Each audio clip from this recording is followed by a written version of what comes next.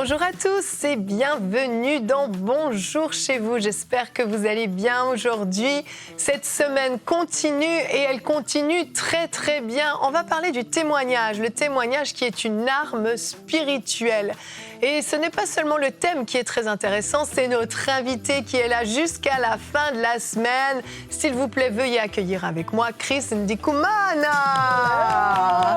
Merci beaucoup. Bienvenue. Merci beaucoup. Bienvenue, quelle joie de t'accueillir. C'est à la maison maintenant. Oui, vraiment, troisième fois dans Bonjour chez vous. Oui, c'est troisième fois. Ouais, c'est ça, moi je pense que je vais te nommer chroniqueur de Bonjour chez vous officiellement. Avec plaisir. Je voudrais juste que tu viennes toutes les semaines au Canada, ça te dérange pas? Moi j'étais un jet privé. Effectivement, ce serait nécessaire, je suis d'accord. Ravie de t'accueillir, ça va bien? Merci, je vais très bien. Oui, donc je te présente au cas où quelqu'un dirait non. Qui est cet homme? Le ministère Kangunka, ça vous dit quelque chose? Si vous ne connaissez pas, je vous invite à connaître, à télécharger l'application. Vous allez tout de suite comprendre de quoi il s'agit. Tu es quelqu'un qui a vraiment un cœur pour enseigner le peuple de Dieu, oui. Déposer des fondements solides dans leur vie. Et ce que j'aime avec toi, Chris, c'est que tu prends le temps de décortiquer des choses. On pourrait se dire, c'est très simple, mais en fait, qui ne sont pas toujours compris par les gens et surtout pas mis en pratique.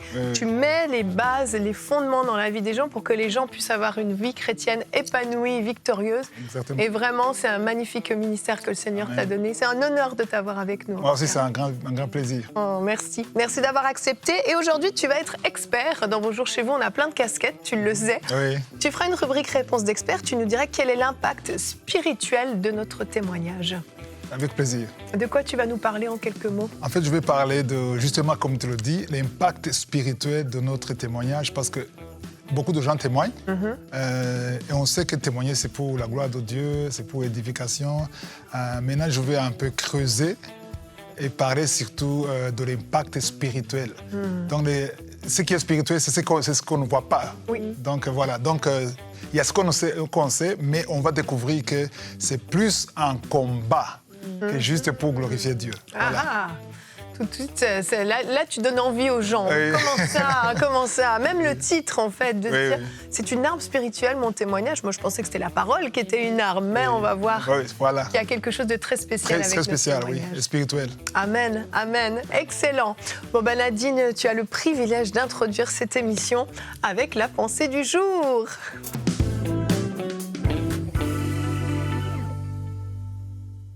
Des fois, lorsque je rencontre des gens et ils se disent, moi, j'ai pas un grand témoignage parce que moi, j'étais pas droguée avant, moi, je suis pas sortie, voilà, des prisons, ou j'ai pas peut-être eu un miracle, voilà, qui a eu lieu dans ma vie, et donc je n'ai pas de témoignage. Mais nous avons tous un témoignage, et c'est important de le réaliser parce qu'en fait, on ne connaît pas ce que les gens vivent. Et lorsqu'on témoigne, c'est pas tant pour nous, mais lorsqu'on témoigne, c'est qu'on laisse Dieu en fait prendre la place et utiliser notre histoire pour parler à quelqu'un. Dieu passe par nous et à travers nous, à travers notre histoire, il utilise cette histoire-là pour témoigner dans la vie de quelqu'un qui peut aussi faire de même. Dans la parole de Dieu, dans les évangiles, on voit à plusieurs reprises comment le témoignage est fort, comment le témoignage amène des gens à Jésus. Il y a cette dame qui a touché le pan de la robe, elle est allée parce qu'elle a entendu parler. Bartimée était là, il a entendu qu'il y avait le fils de David qui passait, il a crié. Le témoignage de Jésus l'a précédé au point que les foules accouraient à lui. On parle de ce démoniaque qui a été guéri, qui a été délivré, et Jésus lui a dit « Va chez les tiens, raconte ce que le Seigneur a fait dans ta vie ». Cette femme au puits de Jacob, elle est allée dans son village, elle a raconté, elle a dit « Venez voir celui qui a parlé dans ma vie, n'est-ce pas le Messie, n'est-ce pas le Christ ?» Et à plusieurs reprises comme ça, on voit le témoignage en action. Et j'aimerais tout simplement vous inviter à ne pas mépriser votre histoire. Vous ne savez pas ce que quelqu'un traverse. Et même dans la vie de tous les jours, j'ai remarqué qu'on parle facilement, si on a vécu quelque chose de bien, on va en parler à d'autres. Et les compagnies mettent un budget dans leur publicité. Ils mettent un budget dans le fait de laisser des clients raconter, donner leur review, dire comment ils ont trouvé le produit, parce qu'ils savent que ce n'est pas eux, en disant comment leur produit est bien, qui va vendre le produit, mais ce qui vend le produit, c'est le témoignage des autres clients qui ont utilisé ce produit-là. Donc même les gens du monde comprennent que lorsqu'on parle, ça a vraiment un impact. Et juste vous illustrer par une petite anecdote, j'y pensais l'autre fois, parce que Yveline, elle fait pour moi, à mes yeux, c'est une très, très bonne pâtissière. Elle fait des super bons gâteaux. Et elle fait un bon tiramisu que j'aime beaucoup, que ça fait longtemps que j'ai mangé, Evelyne. J'ai dit ça, j'ai dit rien. Et ben, si Chris, par exemple, il ne sait pas que Evelyne fait des tiramisu, et que moi, j'ai dit à Chris, ben, tu vois, j'ai mangé un très bon gâteau de la part d'Evelyne.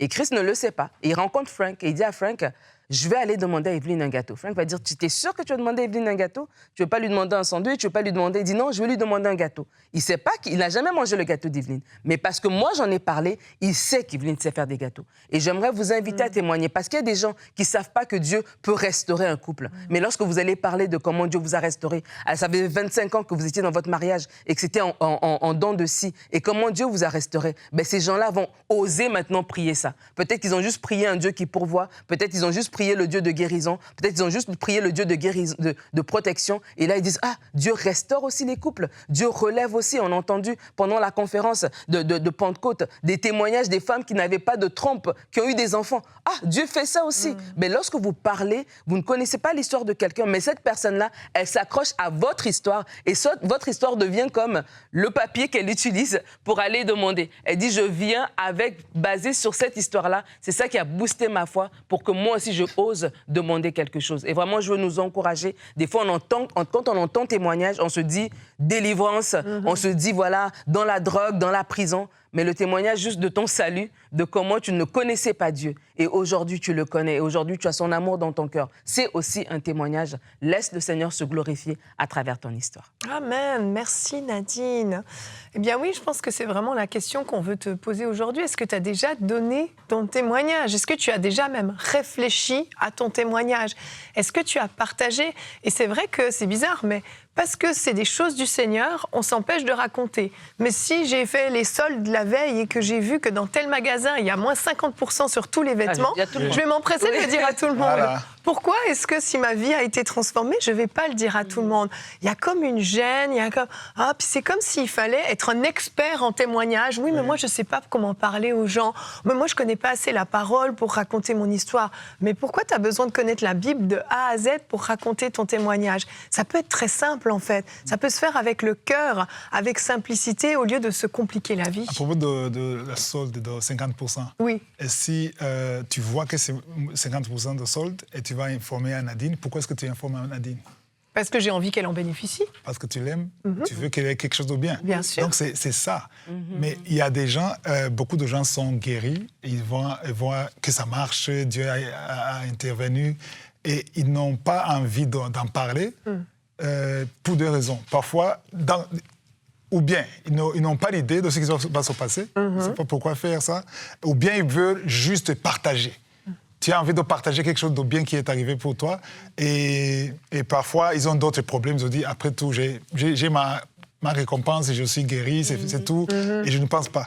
Mais le but de cette émission, c'est de pousser les gens à savoir pourquoi le faire. Les gens ne savent pas pourquoi témoigner. Oui. Il y a ceux qui le font parce qu'ils savent que la parole de Dieu dit qu'il faut témoigner, donc c'est comme un commandement. Mais si tu n'as pas la révélation, tu vas le faire ou tu ne vas pas le faire. Parce que nous avons beaucoup d'autres cas, des gens qui sont guéris, des miracles. Et je rencontre parfois des gens, en dehors, dans les voyages, je dis, oh, moi, tu as prié avec moi samedi dans Kangoka, et puis après 13 ans de stérilité, et j'ai eu un enfant. Et l'enfant est né. Et je lui demande, est-ce que tu as témoigné? En fait, j'ai toujours pensé faire ça, mais je crois que je le ferai un jour. Oh oui, aucune motivation. J'ai souvent entendu ça. Il n'y a pas de motivation. Tout à fait. Donc, ça dit qu'il faut que les gens soient conscients de l'importance de témoigner. Bien sûr. Donc, si tu vois ces 50%, tu ne dis pas ça à tout le monde. Tu dis à ceux que tu aimes. Exactement. Parce que tu vois qu'il faut qu'ils en bénéficient. Donc, on va voir que c'est plus que ça. Complètement. Oui, c'est plus que ça, parce que c'est même spirituel. Exactement. Non seulement pour le bien des autres, mais aussi pour ton bien.